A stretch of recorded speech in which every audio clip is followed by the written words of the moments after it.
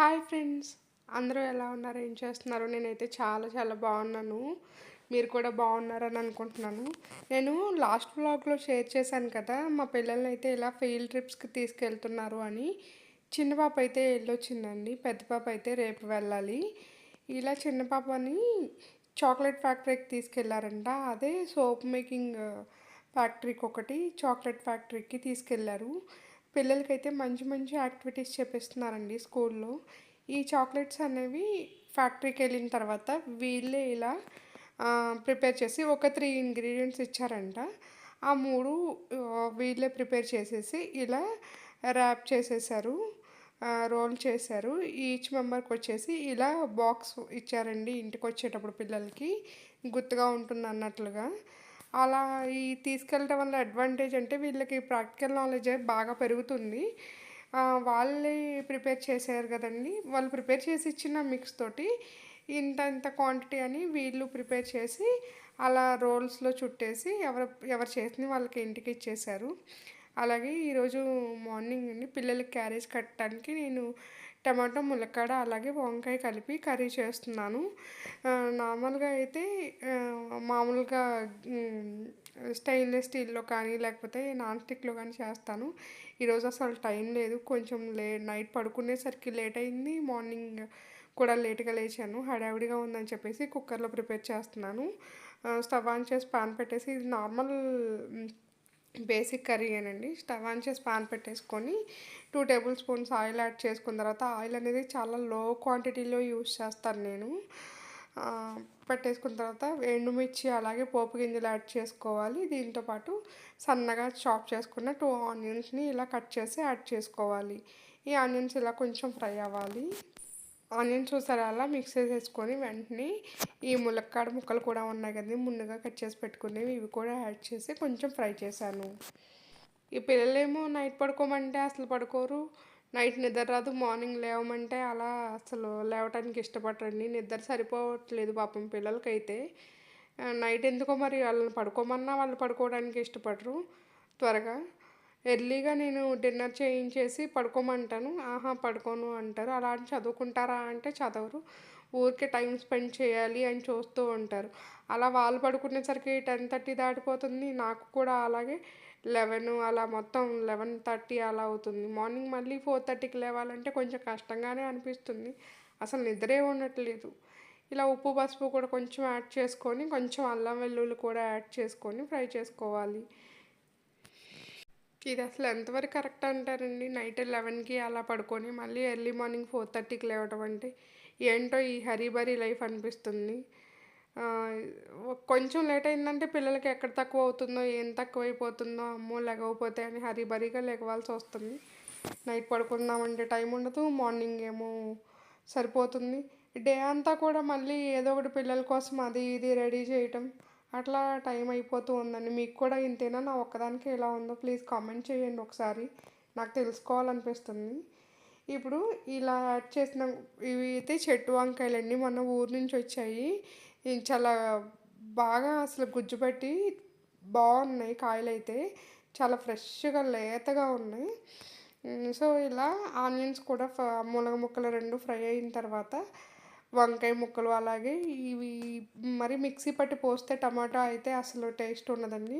అందుకని చెప్పేసి నేను ఇలా చాపర్ ఉంటుంది కదండీ! ఆనియన్ చాపర్ దాంట్లో బాగా చాప్ చేసేసి ఫైన్‌గా చాప్ చేసి యాడ్ చేశాను.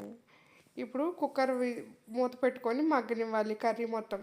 ఈ కుక్కర్ లిడ్ అనేది కంప్లీట్‌గా పెట్టకుండా ఇలా మధ్య మధ్యలో తీస్తూ కలుపుతూ ఉండాలి. ఇది కొంచెం మగ్గిపోయిన తర్వాత పచ్చిమిర్చి అలాగే కొత్తిమీరను కూడా యాడ్ చేసుకోవాలి. కొత్తిమీర ముందే యాడ్ చేయడం వల్ల ఫ్లేవర్ అనేది బాగుంటుంది.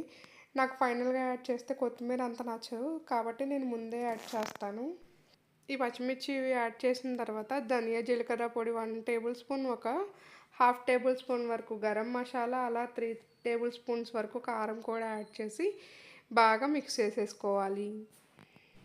ఇలా కర్రీలో కొంచెం వాటరీగానే ఉంటుంది. టమాటాలో ఉన్న నీరు మొత్తం బయటకొస్తుంది. ఆనియన్స్, టమాటాలో. ఇప్పుడు అయితే నేను వాటర్ అయితే అసలు వేయనండి ఈ కర్రీకి. కొంచెం 1 టేబుల్ స్పూన్ వరకు కర్డ్ అనేది యూజ్ చేస్తాను. కర్డ్ యూజ్ చేయటం వల్ల కర్రీ కూడా చాలా సాఫ్ట్‌గా, టెండరీగా చాలా బాగా వస్తుంది. ఈ పెరుగులో ఉన్న నీరు అలాగే టమాటాల్లో ఉన్న నీరే సరిపోతుంది. వాటర్ ఏమి వేయాల్సిన అవసరం లేదు.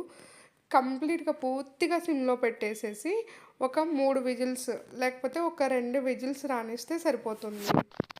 నేనిక్కడ 2 విజిల్సే పెట్టానండి. కర్రీ అయితే మెత్తగా కుక్ అయింది. చాలా కర్రీ లంచ్ బాక్స్‌లో కలపటానికి కూడా ఇలా ఉంటే చాలా బావుంటుంది కర్రీ అనేది.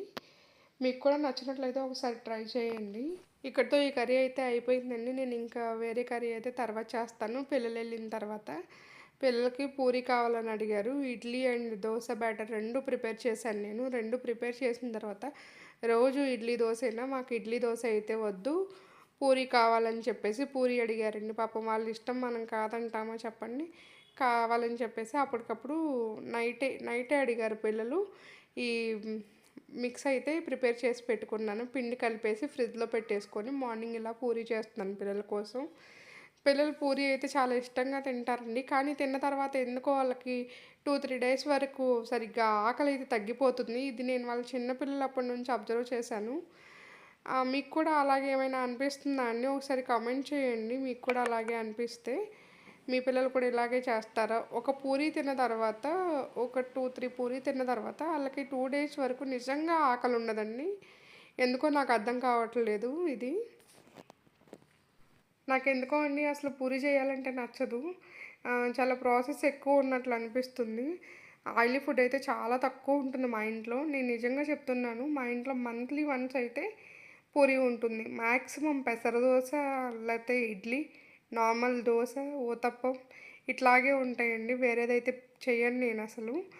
పిల్లలకి పెసర దోస అస్సలు ఇష్టం ఉండదు. కానీ కంపల్సరీగా నేను వీక్లీ వన్స్ పెసర దోస అయితే ప్రిపేర్ చేస్తాను. ఈ పూరి తిన్నాము అంటే ఆయిలీ ఫుడ్ మార్నింగే.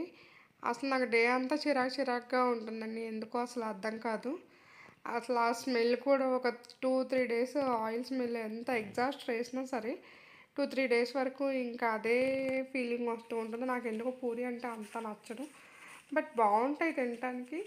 ఆయిలీ ఫుడ్ కదా కొంచెం అవాయిడ్ చేస్తాను. దీనిలో కర్రీ కాంబినేషన్ అయితే నేను ఆనియన్స్ అలాగే బంగాళదుంపలు ఉంటాయి కదండీ! పొటాటో వీటితోటి చేశాను. ఇవి మొత్తం కో కర్రీ మొత్తం అయిపోయిన తర్వాత కొంచెం శనగపిండి నీళ్ళైతే వేస్తాను. అవి కూడా వేసిన తర్వాత మంచిగా ఉడకనివ్వాలి. ఒక 5 నిమిషాల వరకు సిమ్‌లో పెట్టేసి ఈ కర్రీ అయితే పూరి కాంబినేషన్ చాలా బావుంటుంది. ఎప్పుడైతే సరే నేను మాక్సిమం పూరీలోకి ఈ కర్రీనే ప్రిపేర్ చేస్తాను. మార్నింగ్ అయితే అలా ఫీల్డ్ ట్రిప్‌కెళ్ళింది కదా పెద్ద పాప కూడా.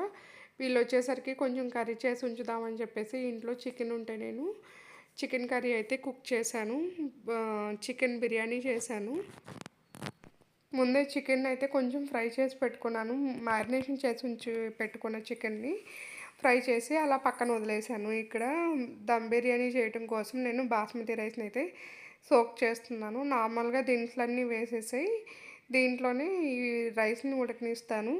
నేను 60% రైస్ ఉడికిన తర్వాత దీన్ని రైస్ కుక్కర్‌లో ప్రిపేర్ చేద్దామని అనుకుంటున్నాను. లేయర్స్‌గా వేసి ఎట్లా వస్తుందో చూడాలి. నేను కూడా ఫస్ట్ టైం చేస్తున్నాను. రైస్ కుక్కర్‌లో అయితే చాలా బావుంటుందని నాకు మొన్న మా పక్కన ఆవిడ చెప్పారు. ఫ్లేవర్స్ అన్నీ బాగా పట్టుంటాయి గిన్నెలో దమ్ చేయటం కంటే అని అన్నారు.